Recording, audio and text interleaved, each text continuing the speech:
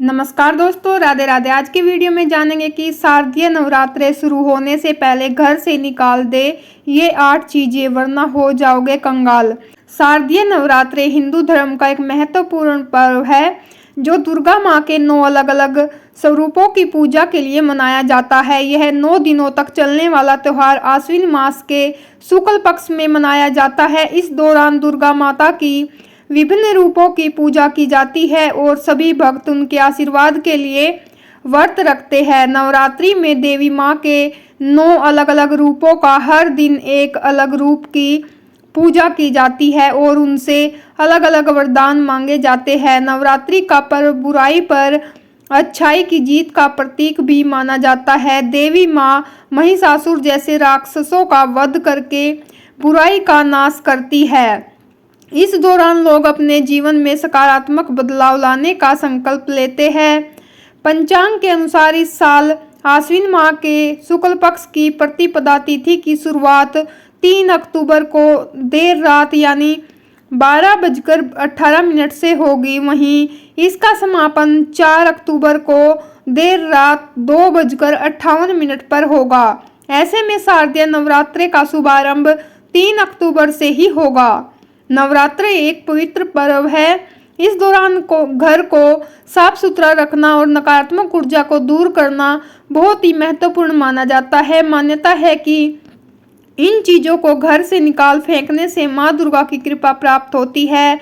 घर में टूटी हुई मूर्तियाँ, फटे हुए कपड़े, टूटी हुई घड़ियाँ, टूटा हुआ बर्तन आदि नकारात्मक ऊर्जा का प्रतीक माने जाते हैं। इन्हें घर से निकाल देना ही उचित माना जाता है। लेकिन उससे पहले अगर आप भी चाहते हैं कि माता रानी का आशीर्वाद आप पर सदैव बना रहे तो वीडियो को एक लाइक करें, चैनल को सब्सक्राइब करें और कमेंट बॉक्स में जय माता लक्ष्मी जरूर लिखें।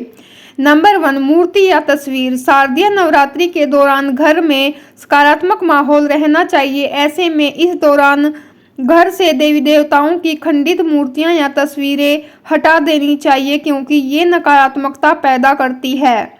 साथ ही ये घर में वास्तु दोष का भी कारण बन सकती है। ऐसे में आप इन्हें किसी नदी या तालाब में विसर्जित कर सकते हैं। नंबर 2, लहसुन और प्याज। शारदीय नवरात्रि के दौरान सात्विक भोजन करने की सलाह दी जाती है और लहसुन और प्याज खाने की भी मनाही होती है, अन्यथा आपको नवरात्रि के दौरान कोई लाभ नहीं मिलता है। ऐसे में कोशिश करें कि घर में लहसुन प्याज न लाएं। इसके साथ ही जो फूल लंबे समय तक सूखे हुए हो उन्हें भी नवरात्रि से पहले घर से बाहर निकाल देना चाहिए क्योंकि इसे शुभ नहीं माना जाता है। नंबर 3, सूखे पड़े फूल। रोज पूजा करते समय भगवान को हम सभी फूल चढ़ाते हैं। यह फूल कुछ दिनों में सूखकर बेकार हो जाता है। ऐसा माना जाता है कि नवरात्रि शुरू होने से पहले इन फूलों को किसी नदी या तालाब में प्रवाहित कर देना चाहिए। शास्त्रों का कहना है कि सूखे फूलों का घर में रहना शुभ नहीं होता। नंबर 4, टूटी झाड़ू। हिंदू धर्म में झाड़ू को लक्ष्मी जी का प्रतीक माना गया है। अगर घर में टूटी झाड़ू पड़ी हो तो नवरात्रि शुरू होने से पहले घर से बाहर निकाल दे, नहीं तो लक्ष्मी जी का अपमान देख माँ दुर्गा रुष्ट हो सकती है। टूटी झाड़ू घर में रहने से वास्तु दोष भी लगता है और नकारात्मक ऊर्जा भी आती है। नंबर 5, फटे पुराने कपड़े। कहते हैं जिस घर में साफ सफाई पर ध्यान नहीं दिया जाता उस घर के सदस्यों से माँ लक्ष्मी नाराज रहती है। ऐसे में घर में रखे फटे पुराने कपड़ों को फेंक देना चाहिए। ऐसे कपड़ों की वजह से घर में नकारात्मकता फैलती है और वास्तु दोष भी पैदा होता है। नेक्स्ट है बंद घड़ी। घर में बंद घड़ी रखने से परिवार के लोगों की तरक्की रुक जाती है और घर में नकारात्मकता बढ़ जाती है। इसीलिए घर में बंद पड़ी घड़ी और अन्य फालतू सामान को नवरात्रि शुरू होने से पहले हटा दे। नंबर 7, टूटा हुआ कांच। टूटा हुआ कांच या फिर इससे बनी चीजें रखने से नकारात्मक ऊर्जा घर में आकर्षित होती है जिसके कारण आर्थिक स्थिति कमजोर होने लगती है। इसीलिए नवरात्रि शुरू होने से पहले घर से कांच की टूटी हुई चीजें निकाल दे। नेक्स्ट है नंबर 8, कटी फटी धार्मिक पुस्तकें। वास्तुशास्त्र के अनुसार घर में कभी भी कटी फटी धार्मिक पुस्तकें नहीं रखनी चाहिए। यदि कोई धार्मिक पुस्तक फट गई है तो उसे नवरात्रि से पहले बहते जल में प्रवाहित कर दे। नंबर 9, टूटे बर्तन और उपकरण। आपके घर में अनुपयोगी गैस चूल्हा, बेकार बिजली के उपकरण पड़े हो या किचन में टूटे फूटे बर्तन हो तो उनको घर से बाहर कर देना चाहिए। टूटे फूटे बर्तन रखने से दरिद्रता आती है और खराब उपकरण घर में नकारात्मक ऊर्जा को पैदा करते हैं। इससे परिवार के लोगों के विचारों और सेहत पर बुरा असर पड़ता है। नंबर 10, पूजा घर हमारे आवास का अहम हिस्सा है। पूजा घर को साफ सुथरा रखना जरूरी है। इसके लिए आप वहां पर पड़े पुराने कलावे, खराब नारियल, टूटा हुआ माला आदि जो भी हो उनको हटा दे। इन सब के कारण दोष उत्पन्न होता है। पूजा में बासी फूल का उपयोग भी वर्जित है। कई बार हम पिछले व्रत और त्योहारों की सामग्री को सही से नहीं रखते और वो धीरे धीरे खराब हो जाती है, इसीलिए उनको भी हटा देना जरूरी है। नंबर 11 है बेकार खाना। नवरात्र के पहले दिन घर व मंदिर की सफाई कर स्वच्छ भोजन बनाया जाता है। यदि आपके घर में रात का बचा हुआ खाना या खराब अचार पड़ा है तो उसे भी तुरंत बाहर कर दे। खराब खाने की दुर्गंध से माँ दुर्गा नाराज होती है और आपको उनकी नाराजगी झेलनी पड़ सकती है। नंबर 12 है कूड़ा कचरा। घर में गंदगी हो तो माता रानी नहीं आती है।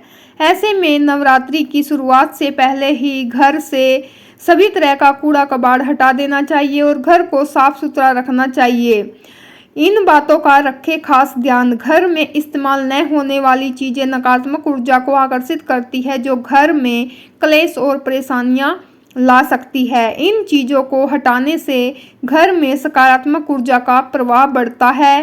कुछ मान्यताओं के अनुसार टूटी हुई मूर्तियां और फटी हुई तस्वीरें रखने से देवी देवताओं के अपमान माना जाता है। नवरात्रि के दौरान घर को साफ सुथरा रखना चाहिए, यही महत्वपूर्ण होता है। मान्यता है कि साफ सुथरा घर करने से सकारात्मक ऊर्जा का संचार होता है और माँ दुर्गा की कृपा प्राप्त होती है। शारदीय नवरात्रों में करें ये काम। नंबर 1, माँ दुर्गा को लाल रंग बहुत पसंद है। लाल रंग को समृद्धि, सौभाग्य, शक्ति और प्रेम का प्रतीक माना जाता है। नवरात्रि में माँ दुर्गा को लाल रंग के फूल चढ़ाए और लाल रंग की चुनरी व वस्त्र जरूर चढ़ाए। नंबर 2, नवरात्रि में माता दुर्गा के अलग अलग रूपों की पूजा करें। विशेष रूप से रोजाना अर्पित करने के लिए नए फूल, फल और मिठाइयाँ माँ दुर्गा को अर्पित करें। नंबर 3, नवरात्रि में प्रतिदिन माता दुर्गा के मंत्रों का जप करें और ध्यान करें। इससे मन की शांति और एकाग्रता बढ़ती है और परिवार में खुशहाली आती है। नंबर 4, नवरात्रि के पावन दिनों में जरूरतमंदों को दान दे या उनकी सेवा करे। यह बहुत ही पुण्य का कार्य माना जाता है जिसे करने पर शुभ फल की प्राप्ति होती है। यह तमाम जानकारी जनरुचि को ध्यान में रखकर दी जा रही है। ज्योतिष और धर्म के उपाय और सलाहों को अपनी आस्था और विश्वास पर ही आजमाएं। वीडियो का उद्देश्य मात्र आपको बेहतर सलाह देना है। इस संदर्भ में हम किसी भी प्रकार का कोई दावा नहीं करते हैं। दोस्तों, आज की हमारी वीडियो आपको कैसी लगी कमेंट करके जरूर बताएं। अगर आपको हमारी वीडियो अच्छी लगी हो तो कमेंट बॉक्स में जय लक्ष्मी माता जरूर लिखें। माता लक्ष्मी आप पर सदैव कृपा बनाए रखे। वीडियो में अंत तक बने रहने के लिए बहुत बहुत धन्यवाद। मैं आप लोगों से मिलती हूँ नेक्स्ट वीडियो में। तब तक के लिए राधे राधे, जय माता दी।